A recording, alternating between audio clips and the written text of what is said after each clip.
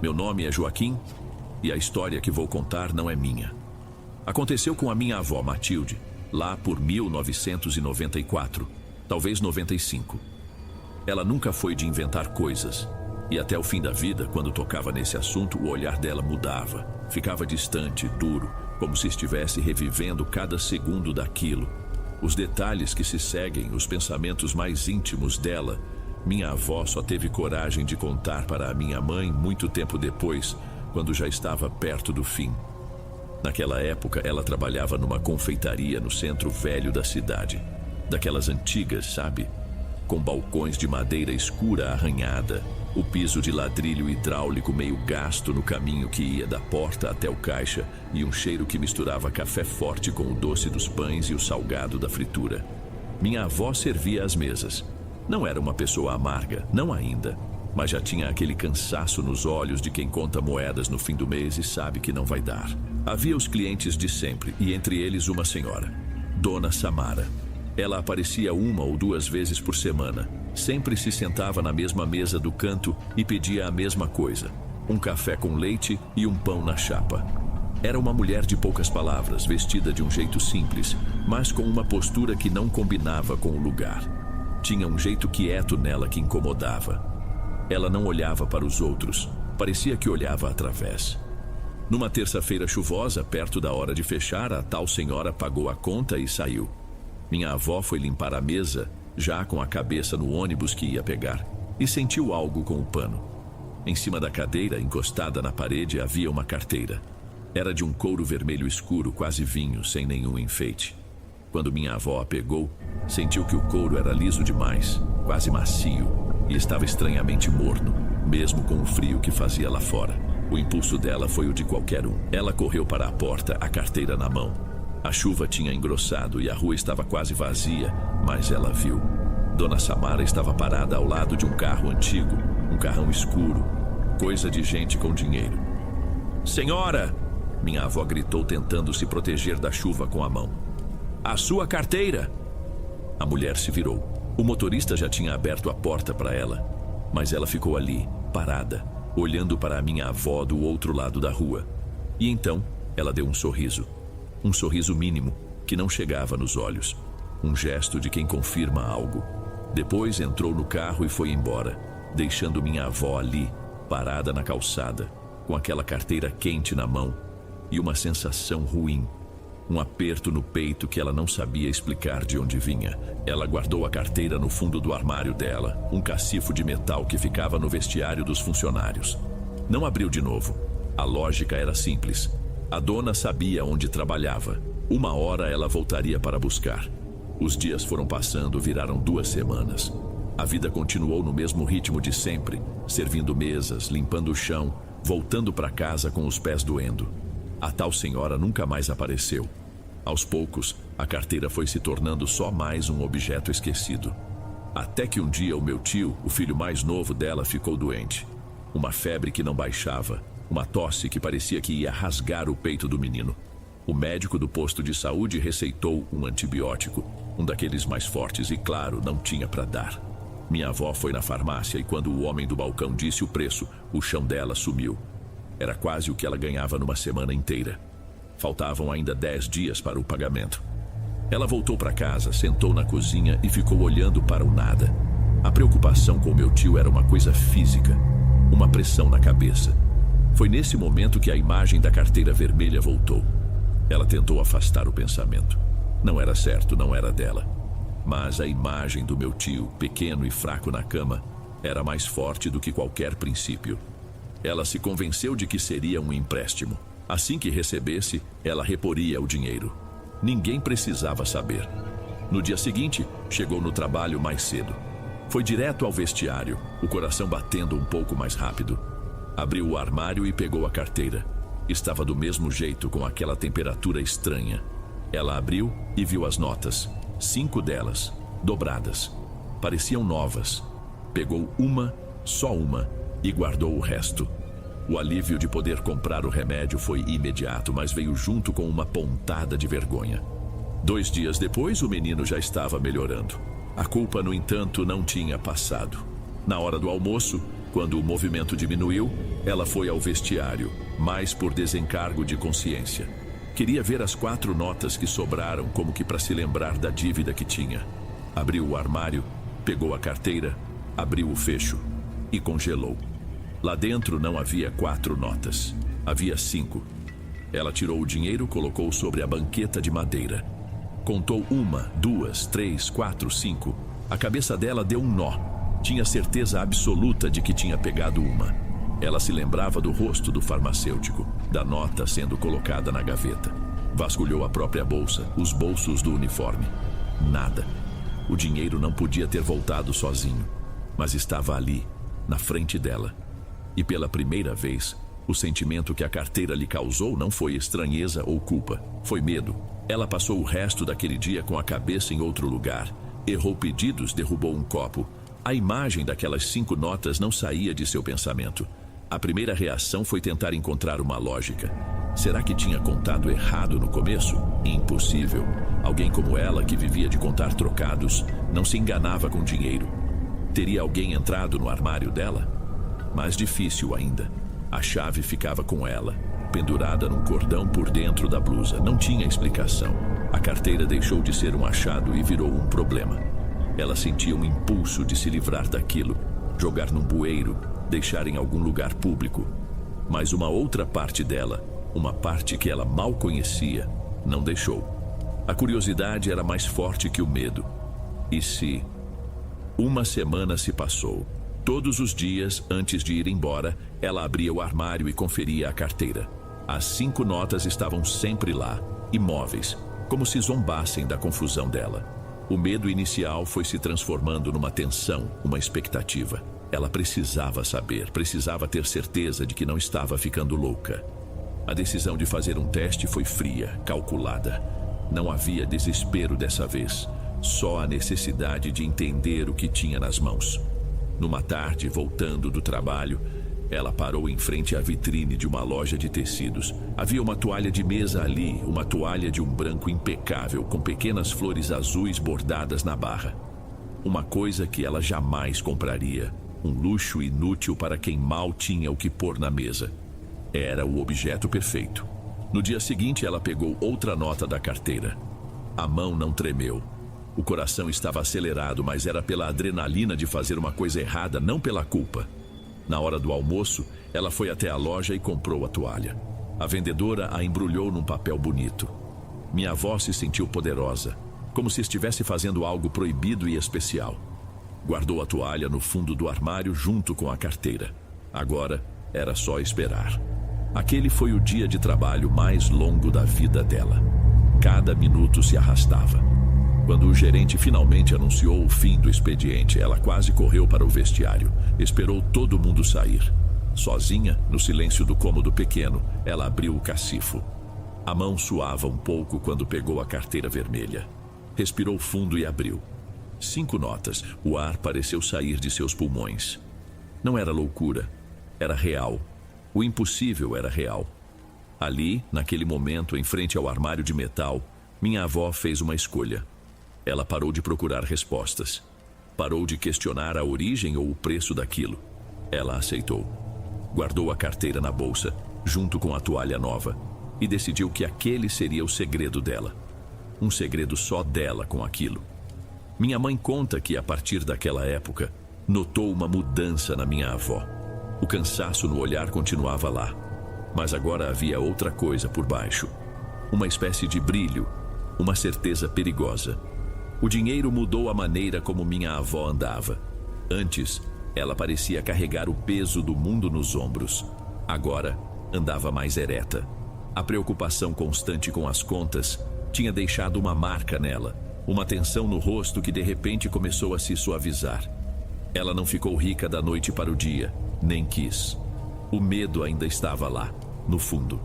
Ela usava o dinheiro com uma cautela de bicho do mato. Era uma nota aqui para completar a feira, outra para comprar sapatos novos quando os dela já mostravam os dedos. Pequenas coisas, mas que somadas tiraram a vida dela do sufoco. Essa tranquilidade, no entanto, tem um cheiro. E tem gente que tem faro para ele. Na confeitaria trabalhava com ela uma mulher chamada Daniele. Uma pessoa que gostava de ver os outros se darem mal. Daniele notou a mudança. Notou os sapatos sem furos, o cabelo mais bem arrumado, o fato de que Matilde tinha parado de reclamar do preço do tomate. Gente como a Daniele não suporta ver o outro em paz. Ela começou com comentários baixos, venenosos, jogados no ar perto dos outros funcionários.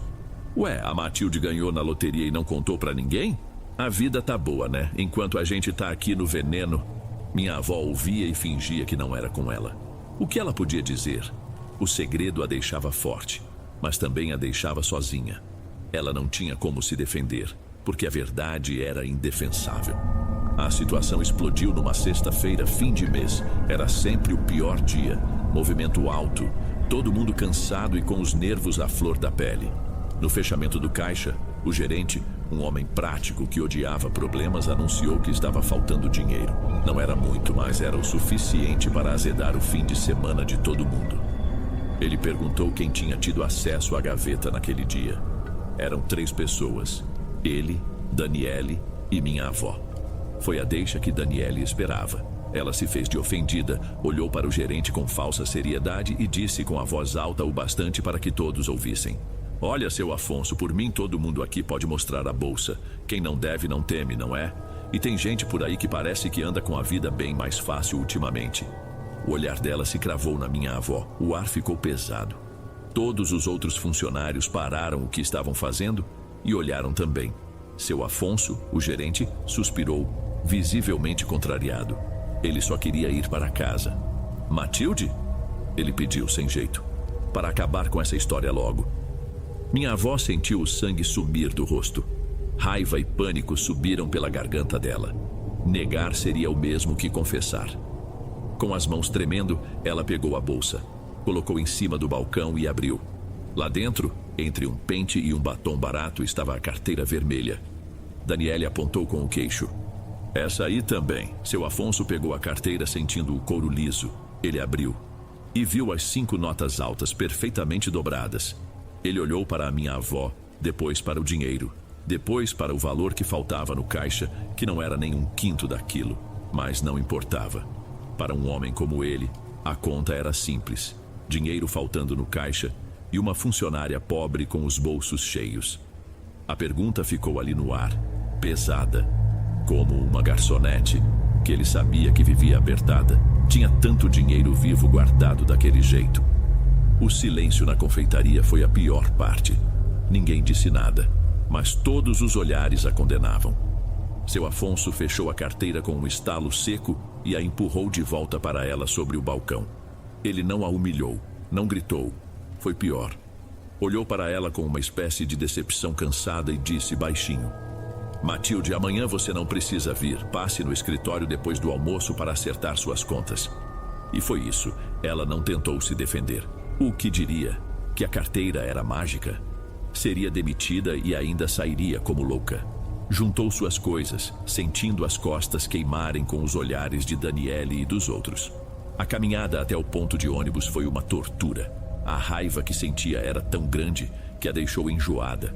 Uma raiva que não servia para nada contra Daniele, contra o gerente, contra o mundo. E pela primeira vez, contra a carteira vermelha que pesava dentro da bolsa. Ao chegar em casa, encontrou meu avô Norberto na sala, assistindo televisão. Ele não era um homem mau, mas a vida tinha tirado o ânimo dele. Vivia de promessas, de bicos que mal pagavam o pão do dia seguinte. Ele viu o rosto dela e soube na hora. O que foi que aconteceu? A voz dela saiu seca, sem emoção. Me mandaram embora. Mas por quê? Ele perguntou, se ajeitando no sofá. Invenção, fofoca, faltou dinheiro no caixa e a corda estourou do lado mais fraco. Ela não contou sobre a carteira. Era o único poder que lhe restava. Norberto ficou revoltado. Falou em ir lá tomar satisfação, em botar a boca no mundo. Palavras. Minha avó só o observava, e o amor que um dia sentiu por ele parecia se dissolver, dando lugar a um desprezo frio. Naquela noite, a dinâmica da casa mudou para sempre. Sem o emprego, a fonte de dinheiro dela se tornou exclusivamente a carteira. E com isso, o ressentimento que ela guardava pelo marido cresceu de vez. O dinheiro, que deveria ser a solução, virou veneno. Toda vez que ele precisava de algo, o pedido vinha com uma hesitação e a resposta dela com uma facada. Matilde, preciso de um dinheiro para pagar a conta de luz. Ela abria a bolsa, tirava a nota sem olhar para ele e a estendia. Toma, vê se não gasta com outra coisa. Pequenos problemas de família que antes eram resolvidos com vaquinhas e sacrifício, agora eram resolvidos por ela. Um sobrinho precisou de material escolar. Um irmão ficou doente. Ela pagava tudo, mas não havia generosidade no ato. Era um jeito de mostrar quem mandava. Estão vendo? Sou eu quem resolve. As pessoas aceitavam o dinheiro, mas se afastavam dela, intimidadas por aquela nova mulher dura e impaciente. A casa ficou silenciosa. As conversas morreram. Meu avô se encolheu, passando os dias cada vez mais quieto no sofá, como uma visita indesejada. Minha avó, por sua vez, se fechou num mundo onde a única companhia era a certeza de que, ao abrir a carteira vermelha, 5 notas estariam sempre ali, esperando para comprar qualquer coisa, menos a vida que ela tinha perdido. Passaram-se meses, talvez um ano. A vida da minha avó virou um deserto. Dinheiro não era mais problema, mas também não havia mais nada. Amigos se afastaram, a família a tratava com uma formalidade temerosa. Ela vivia dentro de casa, com a companhia da televisão e do desprezo que sentia pelo marido. A amargura tinha criado raízes tão profundas que ela já não se lembrava de como era sentir outra coisa. A ferida da demissão, porém, nunca cicatrizou. Continuava ali, latejando. Um dia, ela encontrou na rua uma antiga cliente da confeitaria. A mulher, sem maldade, comentou como as coisas tinham mudado por lá e soltou: "E a Daniele, você soube? Virou subgerente, uma simpatia de moça." Aquela informação foi como jogar álcool no fogo. A imagem de Daniele com seu sorriso falso, subindo na vida às custas da desgraça dela, despertou a fúria que estava adormecida. Naquele instante, minha avó decidiu que precisava voltar. Precisava mostrar a todos eles o que tinha se tornado. Ela passou 2 dias se preparando para aquilo como quem se prepara para uma guerra. Foi ao centro e comprou as melhores roupas que o dinheiro podia pagar. Um vestido de tecido bom, sapatos de couro macio que faziam um som suave no assoalho. Passou um perfume caro. Quando se olhou no espelho, a garçonete cansada tinha sumido. No lugar dela, havia uma mulher dura, elegante e com um brilho perigoso nos olhos. Ela entrou na confeitaria numa quinta-feira, no final da tarde, horário de pico. O lugar não tinha mudado nada. O mesmo cheiro de café, a mesma conversaria, mas para ela era um campo de batalha. Seus antigos colegas de trabalho a viram entrar e pararam o que estavam fazendo. Os cochichos começaram imediatamente. Ver a cara de espanto deles já foi uma vitória para ela. Ela caminhou lentamente e escolheu a melhor mesa bem no meio do salão. Era a área de atendimento de Daniele. Minutos depois, ela apareceu com o bloquinho na mão. Quando viu quem era, o sorriso profissional dela vacilou por um segundo. Matilde. A voz dela saiu um pouco trêmula. "Boa tarde. Quero um suco de laranja. Feito na hora, sem açúcar e sem gelo." Minha avó disse sem nem olhar para ela, o tom de voz frio e cortante. O que se seguiu foi uma tortura silenciosa. Minha avó foi a pior cliente que se pode imaginar. Reclamou que o copo estava manchado. Pediu para trocar o guardanapo. Fez Daniele ir e voltar da cozinha dezenas de vezes por qualquer besteira. Cada pedido era uma pequena humilhação, uma demonstração de poder.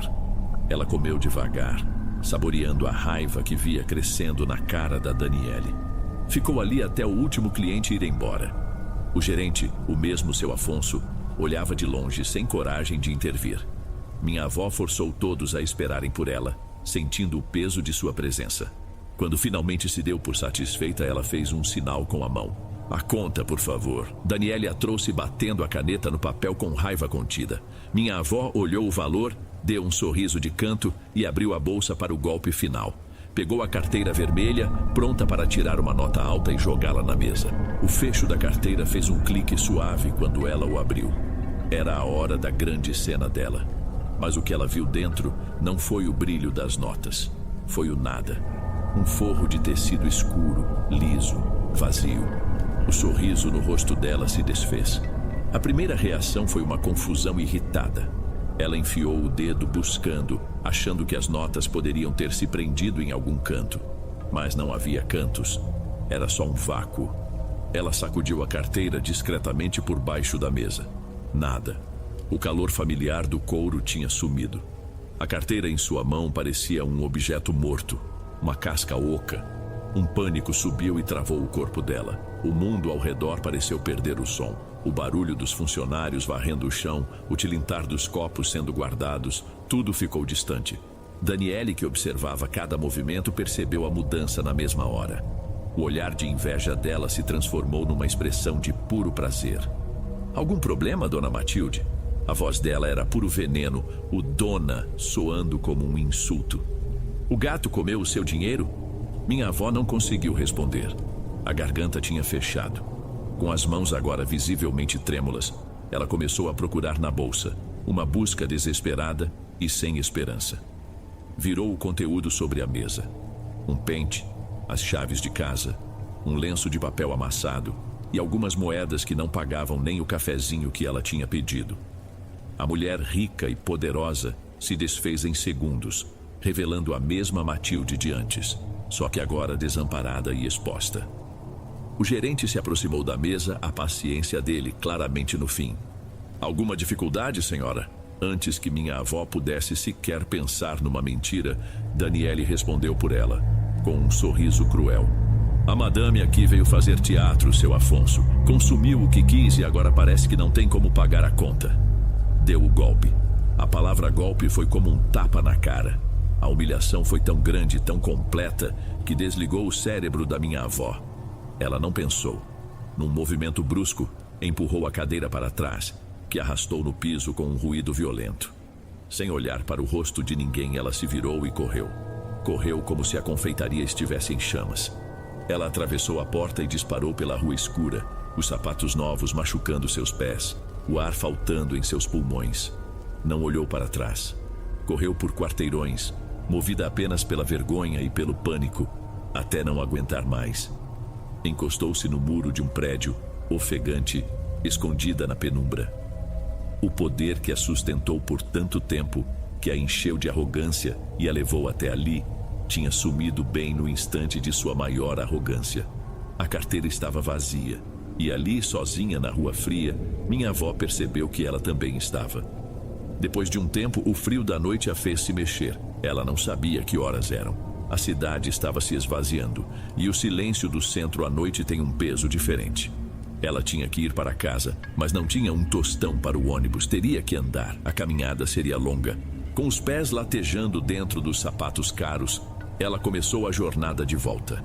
Cada passo era uma punição. O vestido bonito agora parecia uma fantasia ridícula. Naquela caminhada, passando pelas vitrines escuras que antes a tentaram, ela pensou em tudo que tinha perdido.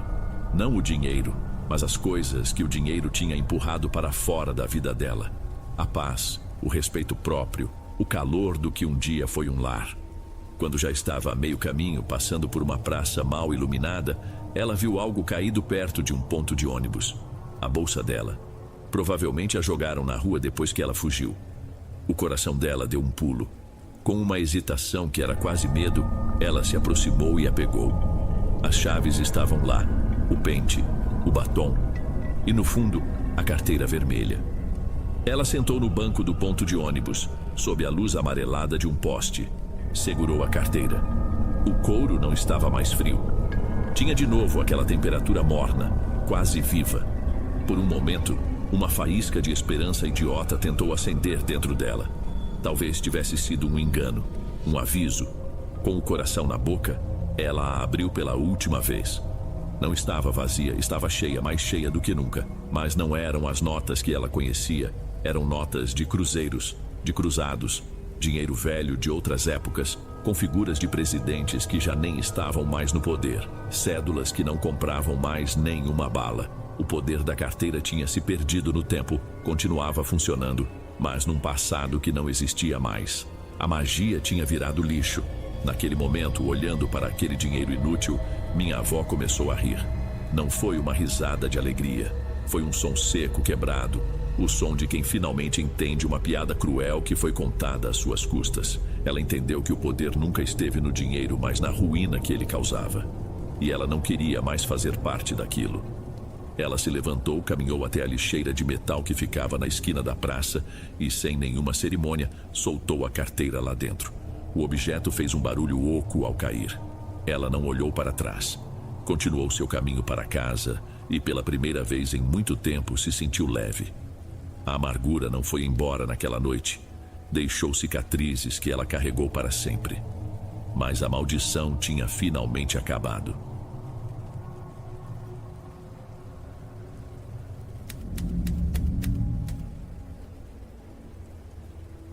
A gente se acostuma com a rotina, com os pequenos rituais que marcam o dia. A hora que o vizinho sai com o carro, o barulho do portão eletrônico, os passos de quem a gente ama chegando em casa. Nos apegamos a essa previsibilidade porque ela nos dá uma sensação de controle, de que as coisas estão no seu devido lugar. Mas foi no final do ano passado que eu descobri, da pior forma possível, que a rotina também pode ser uma armadilha.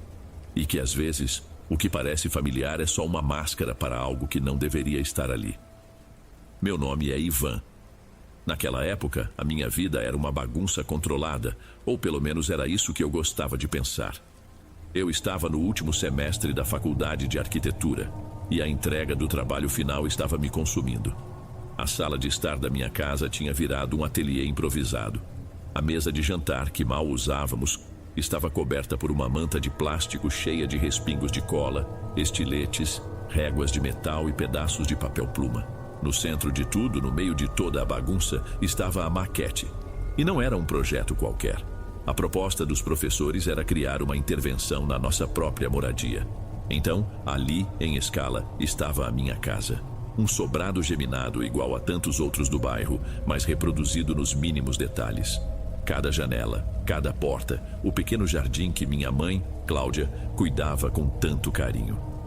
Eu estava virando as noites para terminar, movido a café e sanduíches frios comidos em pé. Já fazia uns 4 ou 5 dias que eu mal dormia. Minha cabeça parecia funcionar numa frequência diferente. Um zumbido constante que me deixava meio aéreo. Eu conversava com as pessoas e sentia que minha voz vinha de longe. Meu corpo estava ali, cortando, colando, medindo. Mas minha mente parecia flutuar em algum lugar, exausta demais para se conectar com a realidade. Era uma quinta-feira. Eu sei que era uma quinta, porque o prazo final era na sexta, ao meio-dia. A pressão era absurda. Eu estava tão concentrado em cortar uma das paredes minúsculas do telhado que quase não percebi o tempo passar. Para mim, o mundo tinha encolhido para aquele pedaço de plástico e a lâmina do estilete. Qualquer erro ali me custaria horas de retrabalho. Foi nesse momento totalmente focado que ouvi o primeiro som vindo de fora. O motor do portão da garagem, aquele ruído metálico e familiar que marcava o fim do dia. Eram 9h15 da noite. Minha mãe, Cláudia, era pontual como um relógio. Ouvi o carro sendo desligado, a porta batendo e depois o som das chaves na fechadura. A porta se abriu e fechou sem muito barulho. Ela tirou os sapatos no hall de entrada, um hábito de anos. Seus passos eram suaves no piso. Eu continuei de cabeça baixa, a mão firme no corte. "Oi, filho." A voz dela era baixa, cuidadosa para não me desconcentrar. Eu só fiz um som com a garganta, algo entre um oi e um resmungo, e balancei a cabeça. Não podia desviar o olhar. "Ainda nisso, você precisa descansar um pouco." Eu não respondi. Ela entendeu. Deu um suspiro, aquele suspiro de mãe que mistura cansaço com preocupação, e foi para a cozinha. Eu sabia exatamente o que ela ia fazer, passo a passo. O abrir e fechar da geladeira, o prato sendo colocado no micro-ondas, o som dos botões e o zumbido do aparelho aquecendo a marmita que ela trazia do trabalho. Ela comeu ali mesmo, em pé, sob a luz amarelada do exaustor. O tilintar do garfo no prato era o único barulho que se ouvia na casa silenciosa. Depois, ouvia a água correndo na pia por um instante. O prato sendo deixado no escorredor. Os passos subindo a escada, a porta do banheiro, o som da escova de dentes e, por fim, a porta do quarto dela se fechando devagar. Logo em seguida, o som abafado da televisão, provavelmente no jornal do fim de noite. A casa voltou a ficar quieta, preenchida apenas pela minha própria respiração e o atrito suave da lâmina no papel. Tudo estava exatamente como deveria ser. Continuei trabalhando por talvez mais uns 40 minutos. O silêncio era total e eu tinha conseguido finalizar a parte mais delicada da cobertura da maquete. Senti um alívio momentâneo, aquele pequeno prazer de ver uma etapa difícil concluída.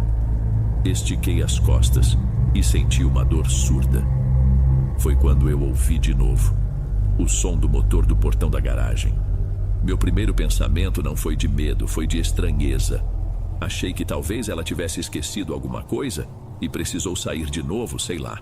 Mas eu não tinha ouvido o portão abrir antes disso. Fiquei parado com a régua na mão, apenas escutando, o carro desligando, a porta batendo, as chaves na fechadura. O padrão era exatamente o mesmo. A porta da sala se abriu e minha mãe entrou. Ela parou no hall, tirou os sapatos, eu larguei a régua na mesa e me virei no sofá olhando para ela. A luz principal estava apagada, então eu via apenas a sua silhueta contra a luz fraca que vinha da rua. Era ela, a mesma bolsa, o mesmo casaco. "Mãe!" chamei, a voz um pouco rouca. "Você não já tinha chegado?" Ela me olhou, parecendo um pouco confusa com a minha pergunta. Deu um sorrisinho cansado. "Claro que não, Ivan. Cheguei agora", ela disse, caminhando em direção à cozinha. "Você está tão focado nesse trabalho que deve ter perdido a noção do tempo." Eu fiquei olhando para as costas dela, sentindo uma coisa esquisita no estômago. Eu tinha uma memória nítida dela chegando. Eu me lembrava do som do micro-ondas, dos passos na escada. Será que eu tinha dormido por alguns segundos e sonhado com tudo isso? Era a única explicação. Eu estava no limite da exaustão, afinal. Enquanto minha mente tentava encontrar uma lógica, ela repetia cada gesto. Abriu a geladeira, pegou a mesma vasilha, colocou no micro-ondas. O som dos botões, o zumbido do motor girando o prato. Eu não conseguia mais trabalhar. Fiquei ali sentado, apenas observando, sentindo como se estivesse assistindo a reprise de uma cena que tinha acabado de acontecer. Ela comeu, lavou o prato, subiu, foi ao banheiro e fechou a porta do quarto. E mais uma vez, o som abafado da TV ligada. Eu me sentia um idiota. Era óbvio que eu tinha cochilado. Um cansaço tão grande a ponto de criar uma memória falsa. Balancei a cabeça, tentando clarear a cabeça, e voltei a me curvar sobre a maquete. Mas a sensação de que algo estava errado não passava. Tentei me forçar a acreditar na lógica do cansaço, mas meu corpo reagia de outra forma. Eu sentia os músculos das costas tensos, e a cada 10 segundos meus olhos se desviavam da maquete para a escada escura, esperando ouvir algum ruído, qualquer coisa que provasse que havia 2 pessoas lá em cima. Mas não havia nada. O silêncio era absoluto. 15 minutos pareceram 1 hora. E então, pela terceira vez, eu ouvi o som do portão. Dessa vez foi diferente. Não houve confusão, nem a busca por uma explicação racional. O que senti foi um peso ruim na boca do estômago. Estava acontecendo de novo. Levantei do sofá num movimento único, silencioso. Fui até o arco que separava a sala do corredor de entrada e me posicionei ali, na penumbra, onde eu poderia ver sem ser visto com clareza. Meu coração começou a bater descompassado, tão forte que eu podia ouvir o tum-tum nas minhas orelhas. O carro desligou, as chaves giraram, a porta se abriu e a silhueta da minha mãe apareceu no batente. Ela entrou, fechou a porta com o mesmo cuidado e, como sempre, tirou os sapatos. Tudo igual. Tudo perfeito. Ela começou a andar na minha direção para ir à cozinha e, quando passou por mim, eu senti. Não era um perfume, nem cheiro de nada da rua. Era um odor fraco, mas penetrante. Um cheiro de lugar fechado, de umidade, como o de folhas que apodrecem na terra depois de uma chuva forte.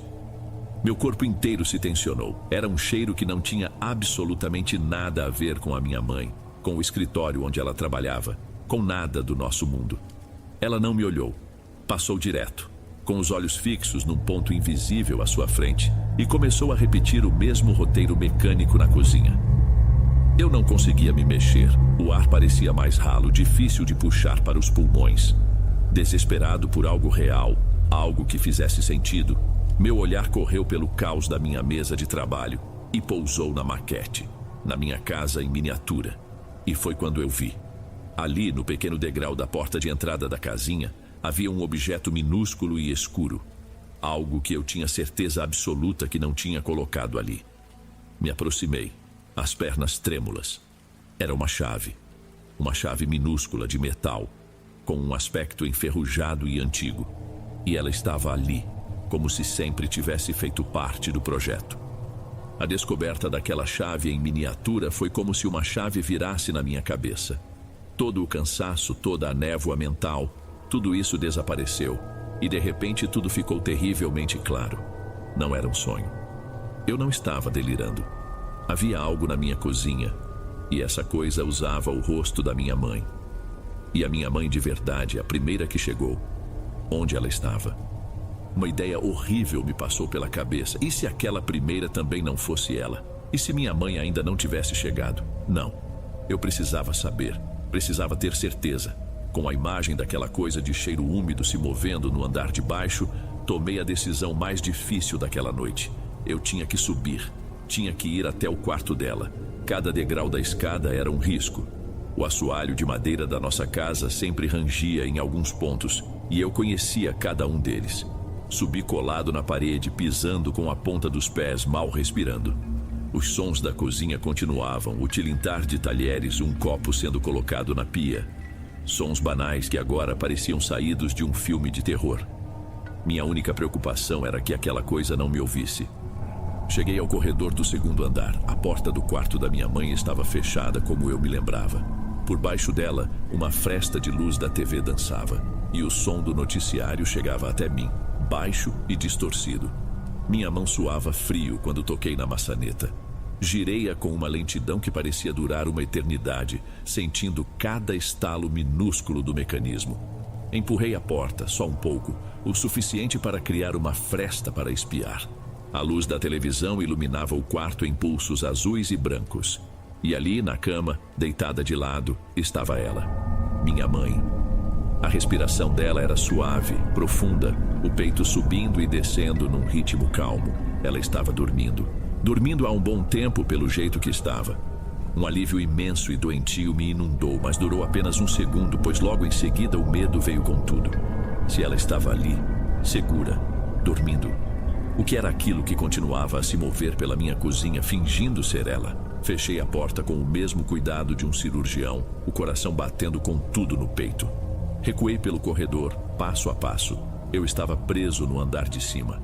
E a coisa estava lá embaixo, entre mim e a única saída da casa. Fiquei ali, no corredor escuro do andar de cima, por um tempo que não sei medir.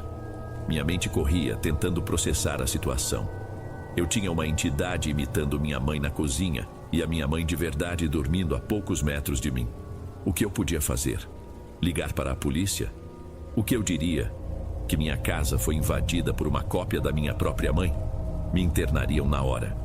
Acordar a Cláudia? Arrastá-la para esse pesadelo? Não, de jeito nenhum. A segurança dela, dormindo e ignorante de tudo, era a única coisa que me mantinha são. Eu estava completamente sozinho nisso, encurralado. Cada rangido da casa, cada som vindo da rua, me fazia encolher. Eu esperava, a cada segundo, ouvir os passos daquela coisa subindo a escada. Mas ela continuava lá, o que quer que ela estivesse fazendo na cozinha. E foi no meio desse silêncio tenso, enquanto eu tentava criar um plano que não existia, que o pesadelo se repetiu. Pela quarta vez, o som do portão eletrônico se abriu. Aquilo foi a gota d'água. O som quebrou alguma coisa dentro de mim. O medo paralisante deu lugar a uma espécie de raiva fria, uma sensação de que a minha casa, o meu lugar, estava sendo invadida de uma forma tão absurda que era intolerável. Aquilo não ia parar, não ia embora se eu ficasse escondido. Ficar escondido não era mais uma opção. Uma certeza tomou conta de mim. Eu precisava descer, precisava encarar o que quer que fosse aquilo. Não por coragem, foi por puro e simples esgotamento, a sensação de que não havia outra saída. Se era para enlouquecer, que fosse sabendo o que estava do outro lado. Comecei a descer a escada. Dessa vez meus passos eram mais firmes, mais deliberados.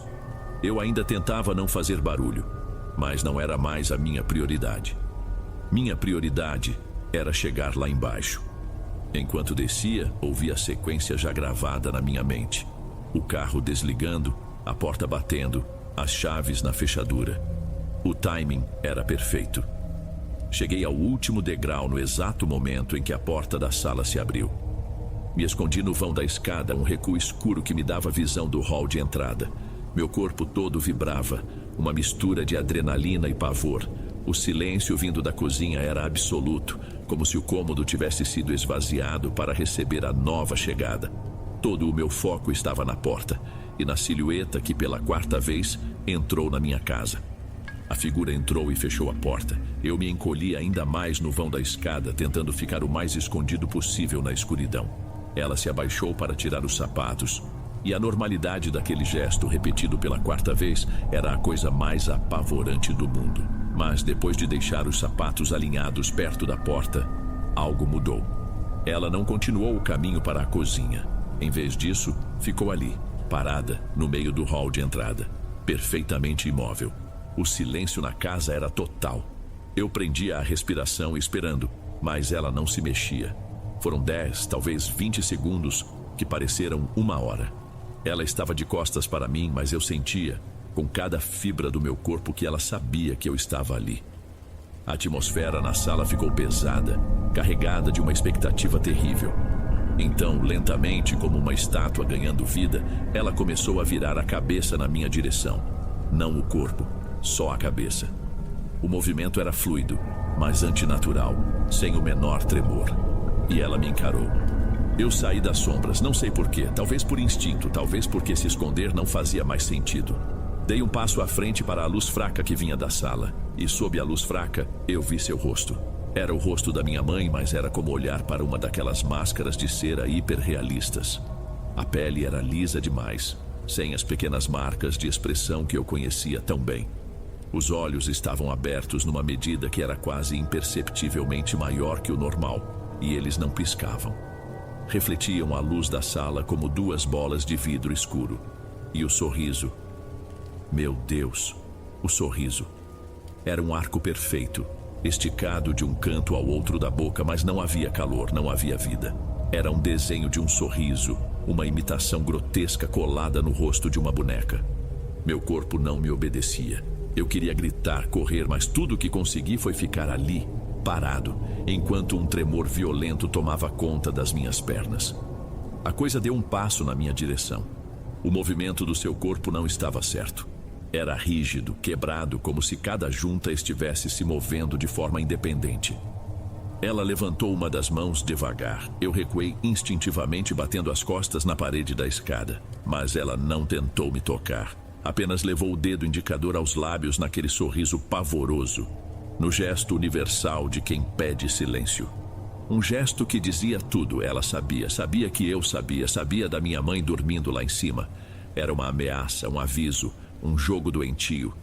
Depois do gesto, ela simplesmente abaixou a mão. Virou-se de costas para mim de novo e caminhou, com aquele mesmo passo quebrado, em direção ao canto mais escuro da sala, onde a luz da rua não chegava. E ela entrou na escuridão e simplesmente sumiu. Meu olhar em desespero correu para a maquete sobre a mesa. A chave minúscula também tinha sumido. Fiquei ali, encostado na parede, sem conseguir puxar o ar. O tremor nas pernas aumentou até eu escorregar para o chão, o corpo inteiro tremendo, sem controle, de puro medo. Sozinho, na casa silenciosa, e agora terrivelmente vazia. Eu não sei quanto tempo fiquei no chão. Aos poucos a força voltou para os meus membros e eu me arrastei escada acima, de 4, sem conseguir ficar de pé direito. Entrei no meu quarto e tranquei a porta. Empurrei minha escrivaninha contra ela. Passei o resto da noite sentado no chão, com as costas contra a parede, olhando para a porta trancada, escutando. Mas a casa permaneceu num silêncio absoluto. Um silêncio que parecia zombar de mim. Quando os primeiros raios de sol entraram pela fresta da cortina, senti um alívio que nunca tinha experimentado na vida. A luz do dia parecia ter o poder de queimar as sombras da noite. Esperei até ouvir os sons normais da manhã. O despertador da minha mãe, o chuveiro ligando. Só então eu tirei a escrivaninha da porta e a abri. Ela estava no corredor bocejando. "Bom dia, filho. Conseguiu terminar?" A normalidade na voz dela era um soco no estômago. Eu só balancei a cabeça. Acho que vou pegar um resfriado, ela disse, esfregando os braços. Acordei com um frio estranho e a geladeira parece que fez barulho a noite toda. Senti um arrepio na hora. Desci as escadas correndo. A sala estava como eu havia deixado, com a minha maquete inacabada sobre a mesa. Fui direto para a cozinha. Abri a porta da geladeira. Estava vazia. E eu não digo vazia de faltando comida. Digo completamente, totalmente vazia. As panelas com o jantar de anteontem, as garrafas de água, os legumes na gaveta, o pote de margarina, tudo tinha sumido. As prateleiras de vidro estavam limpas, como se tivessem sido lambidas até a última gota. O que é isso? A voz da minha mãe veio da porta da cozinha. Ivan, o que aconteceu aqui? Levaram nossa comida? Ela não estava assustada, só confusa, mas eu não conseguia responder. Meus olhos foram atraídos para o hall de entrada, para a mesinha onde deixamos as correspondências. Em cima da madeira escura, onde antes não havia nada, agora havia um pequeno monte. Um monte de chaves. Eram umas 15, talvez 20. Nenhuma delas era nossa. Eram chaves velhas, de metal enferrujado, de latão, de todos os tipos e tamanhos. Chaves de portões antigos, de portas que não existiam mais. Estavam empilhadas ali como uma oferenda, como troféus. Nós nos mudamos daquela casa 2 meses depois. Eu nunca terminei a maquete, reprovei na matéria. Não consegui contar toda a verdade para a minha mãe. Disse que tivemos uma invasão bizarra, e ela, vendo o meu estado, aceitou. Mas eu sei o que aconteceu. Ela não veio roubar coisas. Ela veio para se alimentar da nossa rotina, da nossa vida normal. E deixou para trás os restos das outras rotinas que já tinha devorado. Até hoje, quando estou em casa e ouço as chaves da minha mãe na porta do nosso novo apartamento, uma parte de mim ainda se encolhe.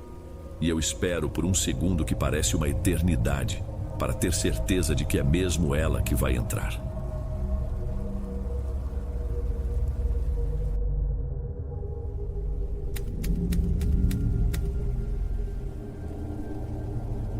A lembrança mais nítida que eu tenho da minha mãe, Cristiane, não é do rosto dela.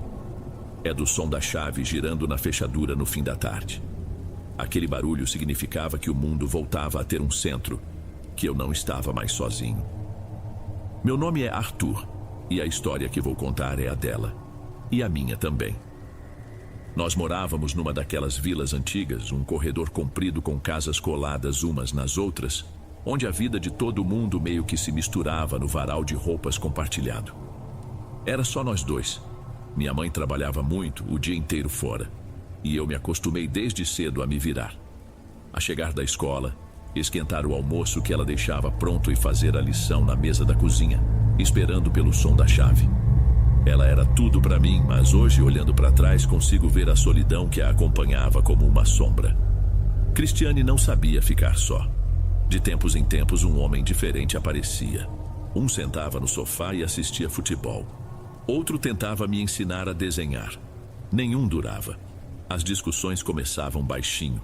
E quando eu via, o lugar dele à mesa já estava vazio de novo. Eu não entendia direito. Achava que a vida adulta era assim mesmo. Um ciclo de gente chegando e indo embora. Até que ele chegou, o último. Aquele que a princípio parecia ser a peça que faltava na vida dela, mas que no fim foi quem desmontou tudo. Ele se chamava Ismael e era diferente de todos os outros. Não chegava fazendo barulho nem tentava se impor. Era quieto, observador e tinha um jeito calmo de falar que de alguma forma preenchia os silêncios da casa. A primeira coisa que notei foi que ele olhava para mim, de verdade. Os outros me viam como um pedaço da minha mãe. Ismael me fazia perguntas. Queria saber do que eu gostava na escola.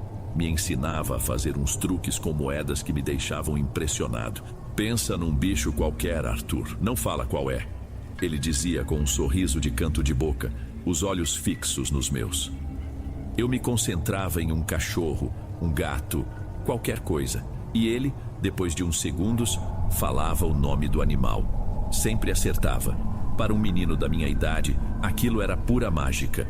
Ele era o cara que adivinhava pensamentos, que sabia truques que ninguém mais conhecia. Com ele, a rotina mudou.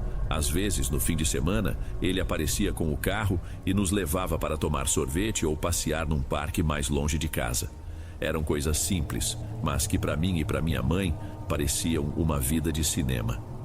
Cristiane sorria de um jeito que eu não via há muito tempo. O rosto dela ficava mais leve, e até a casa parecia menos cinzenta. Numa dessas tardes, ele tirou do bolso um objeto pequeno de madeira escura, amarrado num cordão de couro. Tinha um formato estranho, meio bicho, meio gente. "É para você." Ele me entregou, fechando minha mão ao redor da peça. "Para te proteger." Eu olhei para o amuleto, sentindo a madeira lisa e fria. Era o primeiro presente de verdade que eu ganhava de um dos homens que passaram pela nossa vida. Naquele momento, Ismael não era só o namorado da minha mãe. Ele era um amigo, um protetor. Mal sabia eu do que exatamente ele estava me protegendo. Mas aquela perfeição, eu descobriria mais tarde, era frágil. E a de Ismael começou a rachar nos detalhes. Se minha mãe dizia que estava cansada e não queria sair, o rosto dele não mudava. Mas seus olhos, sim. Ficavam parados, distantes, como se ele estivesse olhando para outro lugar. Ele não gritava, não discutia na hora. Guardava. E a casa inteira parecia sentir quando ele guardava alguma coisa. Foi nessa época que os sonhos começaram. Não eram pesadelos comuns daqueles que a gente esquece 5 minutos depois de acordar. Eram visitas. A primeira vez, sonhei que estava no meu quarto, na minha cama. Senti um peso nos meus pés, afundando o colchão. Abri os olhos e ele estava lá. Um homem, careca, com a pele pálida, quase cinzenta. Mas o que me marcou foram os chifres. 2 pontas escuras que saíam da testa dele, curvas, como galhos secos. Um dos olhos dele parecia mirar o teto enquanto o outro me encarava. Um olhar fixo que parecia atravessar o cobertor, a minha pele, tudo. Acordei com o coração batendo muito forte, o pijama molhado de suor. O amuleto de madeira que eu usava no pescoço estava gelado. Não era um frio normal, era um gelo diferente, que parecia vir de dentro dele. Contei para minha mãe, que me abraçou e disse que era só um sonho ruim, coisa de criança.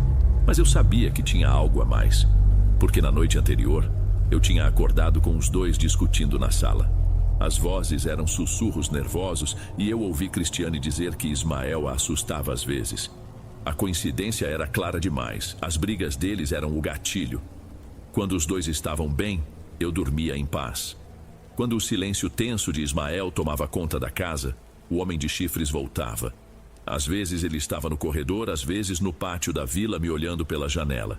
Sempre parado, sempre em silêncio, com aquele olho torto e o outro cravado em mim. Eu comecei a ter medo de dormir. O quarto, que sempre foi meu refúgio, virou território de outra coisa. Logo, a saúde da minha mãe passou a depender do humor dele. Se os dois brigavam, no dia seguinte ela amanhecia com uma dor de cabeça que não passava com remédio nenhum, ou com uma febre que a deixava de cama, delirando baixo. O médico dizia que era estresse, virose, qualquer coisa. Mas eu via o padrão. A doença só aparecia depois de uma briga. E o mais estranho era que a única pessoa que conseguia curá-la era Ismael. Ele chegava com seus chás de ervas de cheiro forte que tomavam conta da cozinha e sentava ao lado dela, massageando sua testa e sussurrando coisas que eu não entendia. E ela melhorava.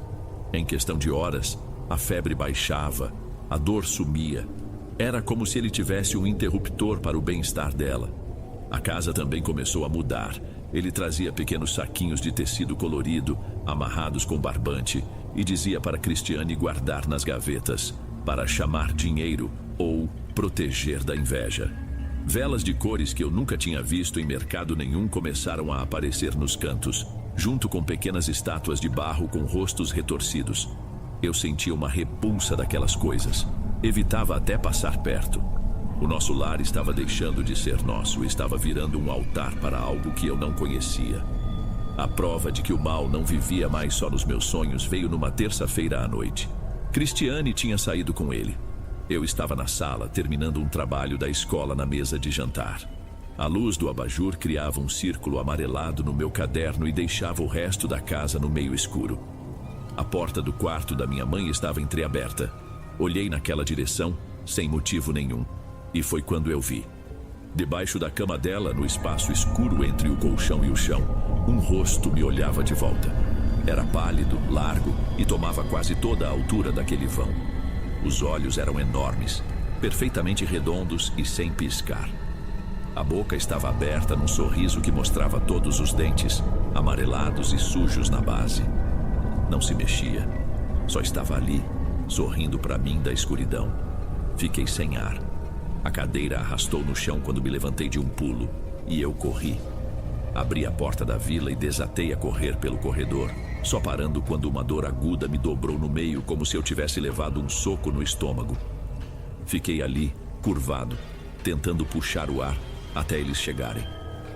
Quando contei o que vi, Cristiane revirou o quarto e não achou nada. Ismael ficou parado na porta e eu nunca vou esquecer o jeito que ele me olhou. Não era um olhar de preocupação, era um olhar de confirmação. No dia seguinte, tentei falar com ela de novo, a sós. Por um segundo, vi o medo nos olhos dela também, uma hesitação. Mas então, ela balançou a cabeça, como se espantasse um pensamento, e disse com uma voz fria que eu nunca tinha ouvido: "Chega, Arthur, é coisa da sua cabeça." A partir daquele momento, Cristiane deixou de ser minha aliada. Ela não me defendia mais. Pelo contrário, parecia irritada com meu medo. Se eu reclamava de um barulho, ela gritava que era coisa da minha cabeça. Se eu dizia que não queria ficar sozinho, ela me acusava de querer atrapalhar a vida dela. Era como se Ismael tivesse reescrito as regras dentro da cabeça dela. E nessas novas regras, eu era o problema. O pior começou quando ela passou a me trancar em casa para sair com ele. Lembro da primeira vez. Tentei girar a maçaneta para ir até a casa da vizinha e a porta não abriu. Forcei de novo. Nada. Então, ouvi o som da chave dela do lado de fora. Eu estava preso. O corredor da vila, que já era pequeno, pareceu encolher até virar uma caixa. Não era mais só o medo do que estava dentro de casa comigo. Era a certeza de que eu não podia sair.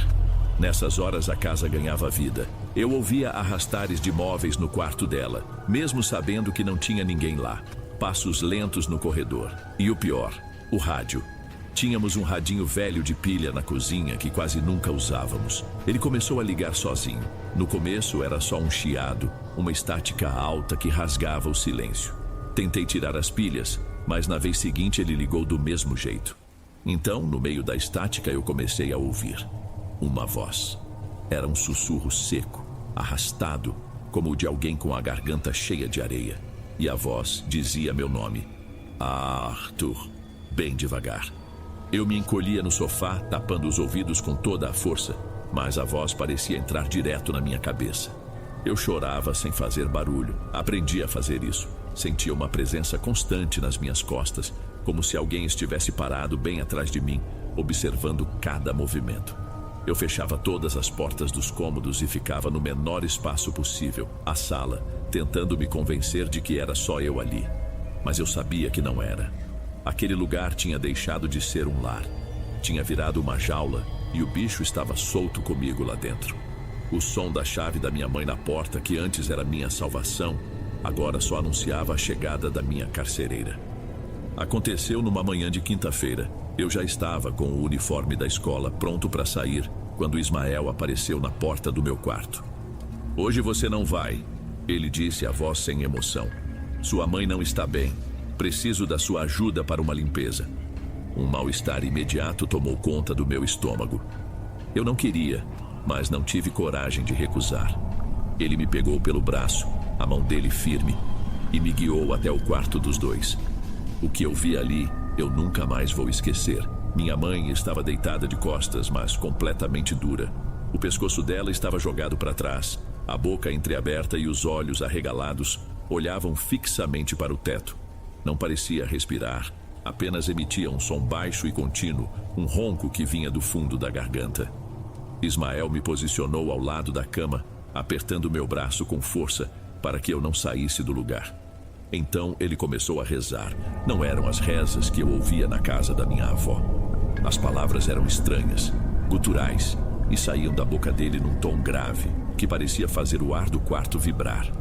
As mãos dele se moviam devagar sobre o rosto da minha mãe sem nunca encostar, como se estivessem limpando uma teia de aranha invisível. E de repente, da boca dela começou a sair uma espuma branca e espessa. A espuma borbulhava nos lábios dela e escorria pelo canto da boca, manchando a fronha do travesseiro. O ronco em sua garganta ficou mais alto, mais agoniado.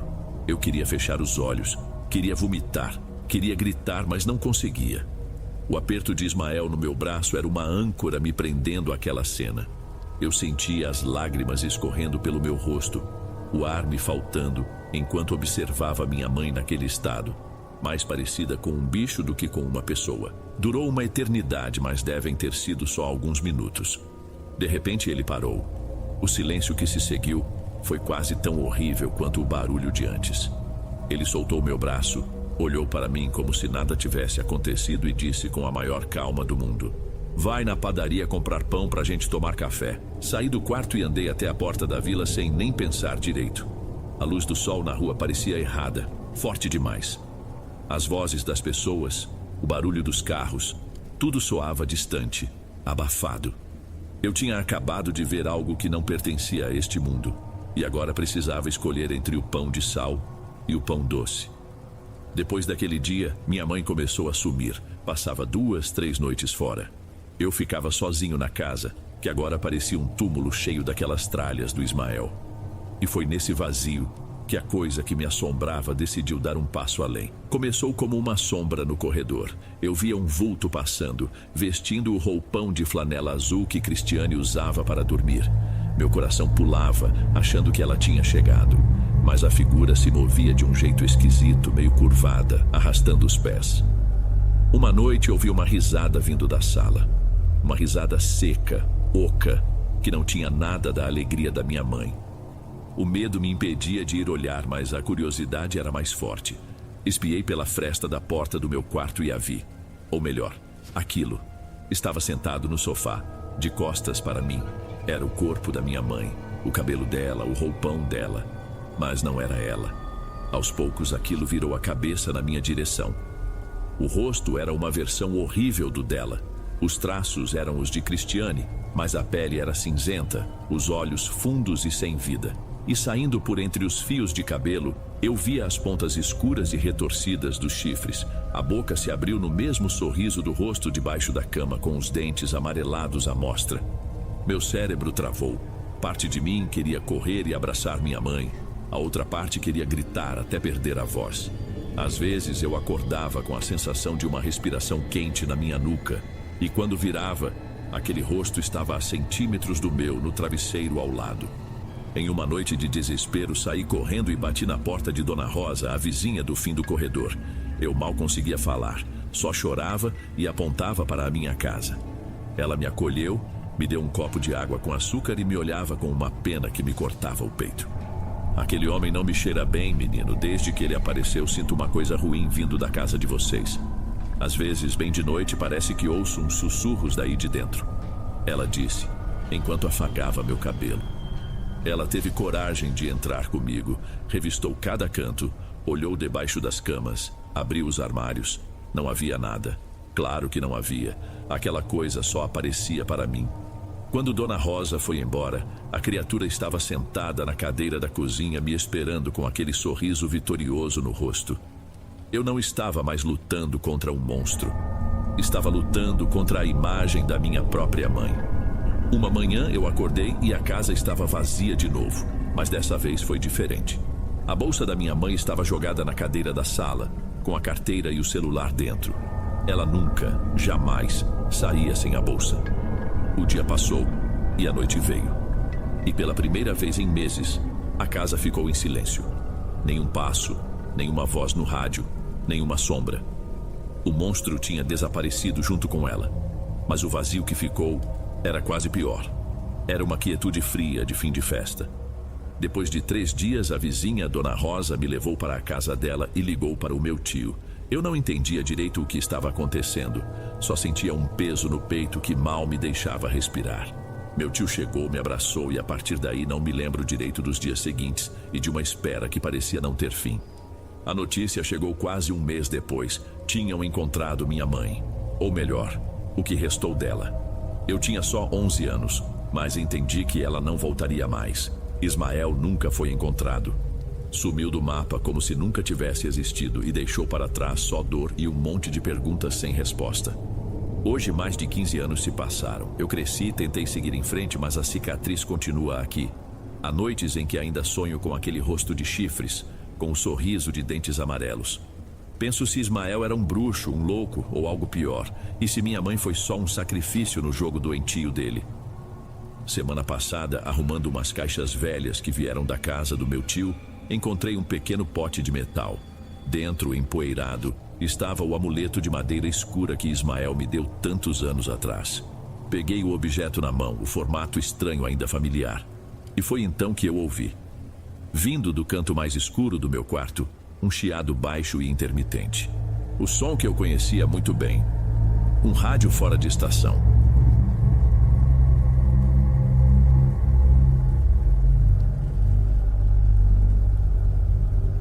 Ei pessoal, obrigado por ouvirem.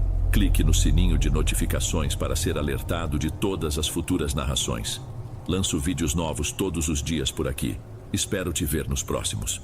Agora na tela vou deixar outros 2 bons vídeos que sei que irão gostar. Te vejo por lá.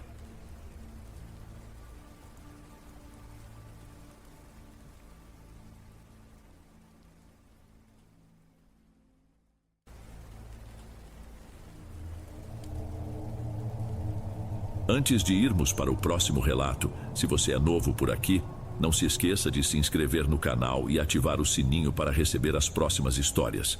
Sua presença é importante e seu apoio é essencial. Bem, vamos continuar.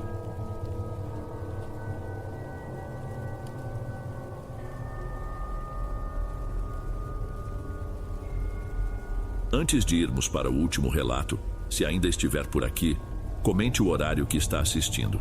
Gosto de saber quem assiste os relatos até o final. Bem, vamos continuar.